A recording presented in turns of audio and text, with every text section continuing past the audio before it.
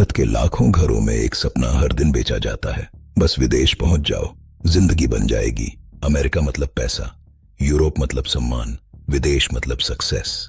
लेकिन अगर यह सपना अधूरा हो, अगर यह सपना इल्यूजन हो, अगर जिस स्वर्ग का वादा किया गया वह सिर्फ मार्केटिंग हो, सोशल मीडिया तुम्हें चमक दिखाता है, BMW दिखती है, लोन नहीं, डॉलर सैलरी दिखती है, टैक्स नहीं, यूरो इनकम दिखती है, 1800 यूरो रेंट नहीं, किसी ने बताया 70 लाख सैलरी, 70 लाख की जिंदगी नहीं होती। हकीकत, एक कमरा, 4 लोग, दिन में क्लासेस, रात में जॉब, वीकेंड डिलीवरी और महीने के अंत में कुछ बचता ही नहीं। ये वह सपना नहीं था जो भारत में बेचा गया था। और फिर आता है दूसरा झटका, बायस, डिस्क्रिमिनेशन। स्टडीज हायरिंग बायस दिखाती हैं। हाउसिंग डिस्क्रिमिनेशन डॉक्यूमेंटेड है। फॉरेन साउंडिंग नेम्स को कम कॉलबैक्स मिले हैं। पॉलिटिकल हॉस्टिलिटी बढ़े तो रिस्क्स बढ़ते हैं। हाँ, रेसिज्म एग्जिस्ट्स, लेकिन पूरी कहानी सिर्फ यह नहीं। एक अनकंफर्टेबल ट्रूथ और है, कभी कभी प्रॉब्लम सिर्फ रेसिज्म नहीं, बिहेवियर भी। अगर आप किसी के घर जाते हो, हाउस रूल्स फॉलो करते हो, लेकिन कई माइग्रेंट्स अडेप्ट नहीं करते। Public loudness, queue discipline weak, shared space etiquette poor, और फिर फ्रिक्शन। और हर फ्रिक्शन रेसिज्म नहीं। ये कड़वा है पर सच है।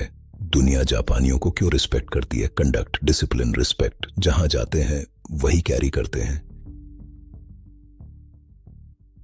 क्वेश्चन, क्या इंडियंस भी ऐसा करते हैं या सिर्फ एंटाइटलमेंट लेकर जाते हैं? और अब वह चीज जो भारत में रेयरली बताई जाती है, वेस्ट में सिर्फ अपॉर्चुनिटी नहीं, मैसिव प्रॉब्लम्स भी हैं।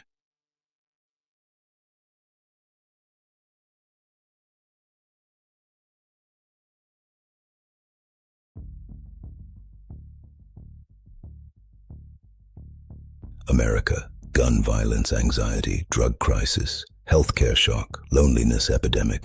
Europe, housing shortage, tax burden, integration barriers, far-right rise. ये पोस्ट कार्ड पैराडाइज नहीं, कॉम्प्लेक्स रियलिटी है। भारत में प्रॉब्लम्स हैं, air issue, water issue, stress, लेकिन बिलोंगिंग भी है, फैमिली सपोर्ट भी, कम्युनिटी भी। और इनकी वैल्यू तब समझ आती है जब विदेश में तुम अकेले खाना खाते हो। 20 lakh Bharat, 70 lakh abroad. Simple math, abroad better. Real math, rent minus, tax minus, insurance minus, child square minus. 1800 euro rent नहीं, 70 लाख सैलरी, 70 लाख की जिंदगी नहीं होती। Medical risk minus. अब बताओ, अपग्रेड हुआ या इल्यूजन टूटा? सबसे डेंजरस चीज रेसिज्म नहीं, ब्लाइंड ग्लोरिफिकेशन है। यह सोचना भारत से बाहर एनीथिंग ऑटोमेटिकली बेटर, यही ट्रैप है। लेकिन अगर रियलिटी इतनी हार्श है तो लोग वापस भारत क्यों लौट रहे हैं? रिवर्स माइग्रेशन क्यों बढ़ रही है? और क्यों कुछ एक्सपर्ट्स कह रहे हैं पोस्ट कोविड माइग्रेशन इक्वेशन बदल चुकी है?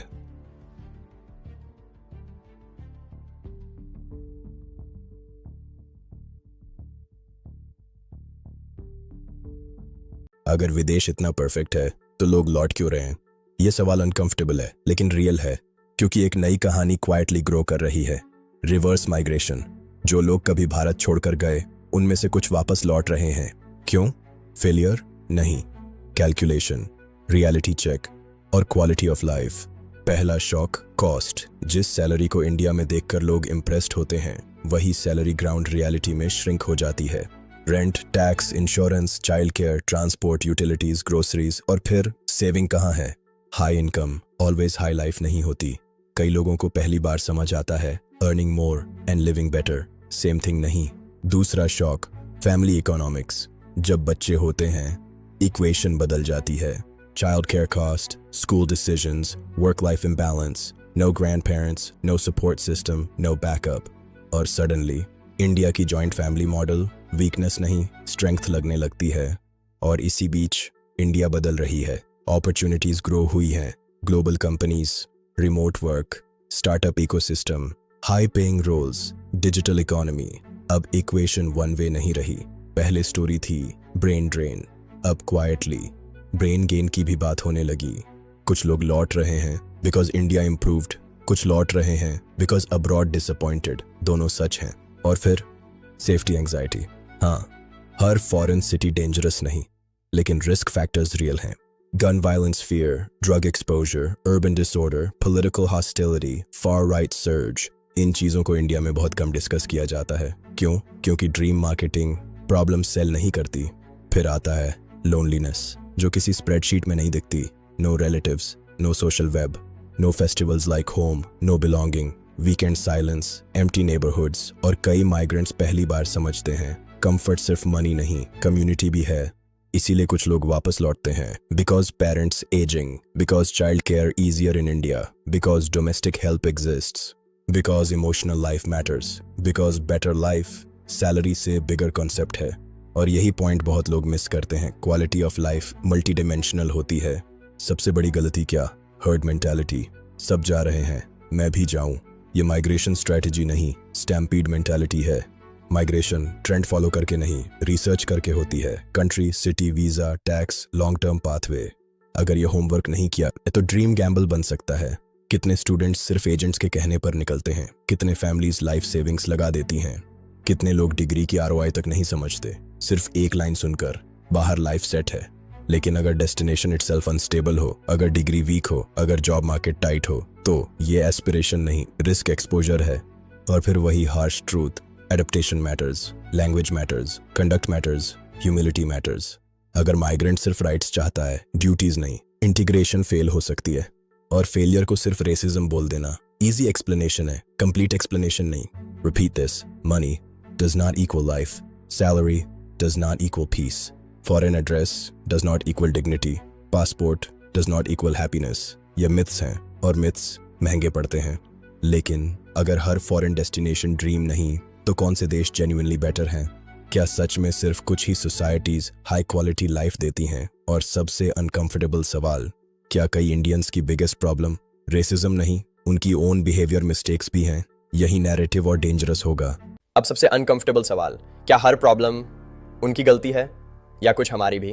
क्योंकि अगर हर फ्रिक्शन को रेसिज्म कह दिया तो सीखना बंद हो जाएगा। और अगर हर क्रिटिसिज्म इंसल्ट लगने लगे तो एडेप्टेशन कभी होगी ही नहीं। यही नैरेटिव पलटता है। कई सोसाइटी साइलेंस वैल्यू करती हैं, क्यू डिसिप्लिन वैल्यू करती हैं, शेयर्ड स्पेस एटिकेट वैल्यू करती हैं, पब्लिक ऑर्डर वैल्यू करती हैं। और जब कोई न्यूकमर इन नॉर्म्स को कैजुअली तोड़ता है, फ्रिक्शन पैदा होती है। और फ्रिक्शन हमेशा रेसिज्म नहीं होती, कभी फीडबैक भी होती है। कुछ चीज़ें छोटी लगती हैं, लेकिन सोसाइटीज़ इन्हीं से बनती हैं। Noise, cleanliness, punctuality, consent, boundaries, waste sorting, rules. ये कॉस्मेटिक हैबिट्स नहीं, सिविलाइजेशनल हैबिट्स हैं। और जिन देशों में ट्रस्ट हाई है, वहाँ ये हैबिट्स फाउंडेशन हैं। दुनिया कुछ सोसाइटीज़ को क्यों एडमायर करती है? बिकॉज सिस्टम्स, हाँ, but also conduct, respect carried into behaviour, self discipline, low entitlement, high social awareness. यही सोशल ट्रस्ट बनाता है। और social trust quality of life बनाता है। और जब माइग्रेंट्स अडेप्ट करते हैं, आउटकम्स बदलते हैं, लैंग्वेज सीखते हैं, लोकल नॉर्म्स समझते हैं, कम्युनिटी ज्वाइन करते हैं, children integrate better, neighbours warmer, opportunities open. क्यों? बिकॉज रिस्पेक्ट रेसिप्रोसिटी क्रिएट करता है। ये वन वे स्टोरी नहीं, टू वे प्रोसेस है। लेकिन रियलिटी सॉफ्ट भी नहीं। पॉलिटिकल हॉस्टिलिटी बढ़ रही है, फार राइट नैरेटिव्स ग्रो हुए हैं, इमिग्रेशन स्केपगोटिंग रियल है, कुछ लोग आउटसाइडर को प्रॉब्लम मानते हैं, यह भी सच है। लेकिन यही वजह है कि माइग्रेंट्स को और स्ट्रेटेजिक होना पड़ेगा, नाइव नहीं, प्रिपेयर्ड। और फिर आता है हिडन कॉस्ट, बिलोंगिंग, जिसे लोग कैलकुलेट ही नहीं करते। इंडिया में केओस हो सकता है, लेकिन बिलोंगिंग नेटिव है। फॉरेन लाइफ में ऑर्डर हो सकता है, लेकिन बिलोंगिंग अर्नड है। और अर्नड बिलोंगिंग टाइम लेती है, पेन लेती है। यही वजह है क्वालिटी ऑफ लाइफ सिर्फ सैलरी शीट नहीं, it is friction adjusted living, daily stress, mental load, family support, time, safety perception, identity comfort. इनको इग्नोर करके माइग्रेशन डिसीजन हाफ ब्लाइंड होता है। और शायद हार्डेस्ट ट्रूथ, हर developed country high quality life नहीं देती। कुछ जेन्युइनली स्ट्रॉन्ग सोसाइटीज़ हैं, कुछ एक्सपेंसिव स्ट्रगल। डिफरेंस समझना पड़ेगा। फॉरेन सिंगल कैटेगरी नहीं, मैसिव वेरिएशन है। Country matters, city matters, system matters. तो बिगेस्ट क्वेश्चन, बाहर जाना चाहिए मे बी, लेकिन ब्लाइंड वर्शिप नहीं, due diligence, reality check, self improvement, adaptation. अगर ये नहीं तो रिस्क बढ़ता है और बहुत लोग यही स्किप करते हैं। कभी कभी बिगेस्ट बैरियर होस्ट सोसाइटी नहीं, सेल्फ डिल्यूजन होता है। हम सिर्फ अपॉर्चुनिटी देखना चाहते हैं, ट्रेड ऑफ्स नहीं, सिर्फ सक्सेस स्टोरीज सुनना चाहते हैं, फेलियर्स नहीं, सिर्फ फॉरेन शाइन देखना चाहते हैं, ह्यूमन कॉस्ट नहीं, और यही मिस्टेक शुरू होती है। लेकिन अगर neither India perfect side nor west perfect, तो मेजॉरिटी इंडियंस के लिए सही डिसीजन फ्रेमवर्क क्या है, किसे जाना चाहिए, किसे नहीं। और क्यों मैं कहता हूँ, कई लोगों के लिए इंडिया छोड़ना अपग्रेड नहीं डाउनग्रेड भी हो सकता है, और फाइनल वर्डिक्ट इमोशन नहीं कैलकुलेशन क्यों होना चाहिए। तो अब फाइनल सवाल, विदेश जाना चाहिए या नहीं? सिंपल आंसर चाहते हो? गलत सवाल है। सही सवाल है किसे जाना चाहिए, किसे नहीं, और किस प्राइस पर। क्योंकि माइग्रेशन इमोशन नहीं, डिसीजन आर्किटेक्चर है। कुछ लोगों के लिए विदेश लाइफ चेंजिंग हो सकता है। High skill, strong salary, clear pathway, realistic expectations, research, adaptability, इनके लिए माइग्रेशन अपॉर्चुनिटी हो सकती है। लेकिन अगर सिर्फ डेस्परेशन है, हर्ड मेंटालिटी है, एजेंट ड्रिवन डिसीजन है, तो वही माइग्रेशन द ट्रैप बन सकती है। डिसीजन कैसे लेना चाहिए इस फ्रेमवर्क से? सैलरी कितना, नेट कितना, रेंट कितना, टैक्स कितना, health care risk, child care cost, long term visa path, safety reality, belonging potential. अगर यह सब नहीं कैलकुलेट किया तो डिसीजन इनकम्प्लीट है। क्योंकि सिर्फ इनकम देखकर मूव करना डेंजरस शॉर्टकट है। Income matters but expenses matter more, और हिडन कॉस्ट्स और भी ज्यादा। Stress, isolation, identity friction, mental load, इनकी इनवॉइस नहीं आती लेकिन प्राइस लगता है। और यह भी समझो, इंडिया स्टे करना फेलियर नहीं। अगर इंडिया में डिसेंट इनकम है, फैमिली सपोर्ट है, करियर ग्रोथ है, हाउसिंग स्टेबिलिटी है, तो हो सकता है तुम्हारी रियल लाइफ क्वालिटी कई माइग्रेंट से बेटर हो। ये इम्पॉसिबल थॉट नहीं, रियल पॉसिबिलिटी है। और इंडिया स्टैटिक नहीं, इंडिया इवॉल्व कर रही है। डोमेस्टिक अपॉर्चुनिटीज ग्रो हुई हैं, रिमोट ग्लोबल वर्क पॉसिबल है, एंटरप्रेन्योरशिप पॉसिबल है। इक्वेशन बदल चुकी है। ये 2005 वाली दुनिया नहीं, सिलेक्टिव रिटर्न हैपनिंग है, तो इक्वेशन बदल चुकी है। तो बिगेस्ट वार्निंग, एस्केप माइंडसेट लेकर मत जाओ, बस निकलना है। ये स्ट्रैटेजी नहीं, पैनिक रिस्पॉन्स है। अगर बाहर जाना है, go by design, not by fantasy. और अगर जाओ तो वर्शिप मत करो, नेगोशिएट करो, रिस्पेक्ट दो, राइट्स जानो, ड्यूटीज भी। अडेप्ट करो, लैंग्वेज सीखो, कंडक्ट अपग्रेड करो। पासपोर्ट इमेज नहीं बदलता, बिहेवियर बदलता है। और अब सबसे ऑनेस्ट ट्रूथ, परफेक्ट कहीं नहीं। India trade offs, America trade offs, Europe trade offs, हर जगह स्ट्रगल है। डिफरेंस सिर्फ इतना, किस स्ट्रगल को तुम चूज कर रहे हो। Repeat this, foreign automatic upgrade नहीं, हाई सैलरी हाई पीस नहीं, पीआर गारंटीड डिग्निटी नहीं, वेस्टर्न एड्रेस गारंटीड हैप्पीनेस नहीं। ये मिथ्स हैं, और मिथ्स डेंजरस होते हैं। तो अगर तुम अभी मूव प्लान कर रहे हो, खुद से पूछो, क्या मैं इन्फॉर्म्ड हूं या इन्फ्लुएंस्ड? क्या मैं रिसर्च पर जा रहा हूं या सोशल प्रेशर पर? क्या मैं लाइफ अपग्रेड चेस कर रहा हूं या इल्यूजन? यही आंसर छुपा है। Clarity found in research. Remember this, विदेश भगवान नहीं, भारत प्रिजन नहीं, दोनों कॉम्प्लेक्स रियलिटीज हैं। और मैच्योर डिसीजन ग्लोरिफिकेशन से नहीं, क्लैरिटी से बनता है। अगर जाना है, खुली आंखों से जाओ। अगर रुकना है, इन्फीरियोरिटी से मत रुको। चॉइस शेम नहीं, चॉइस स्ट्रैटेजी होनी चाहिए। इन्फॉर्म्ड चॉइस ही भविष्य बदलती है। कभी कभी वह सिर्फ बहुत महंगी गलती होती है, और कभी सही प्लानिंग के साथ वह सही फैसला भी। फर्क इल्यूजन और इन्फॉर्म्ड चॉइस का, और वही जिंदगी बदलता है।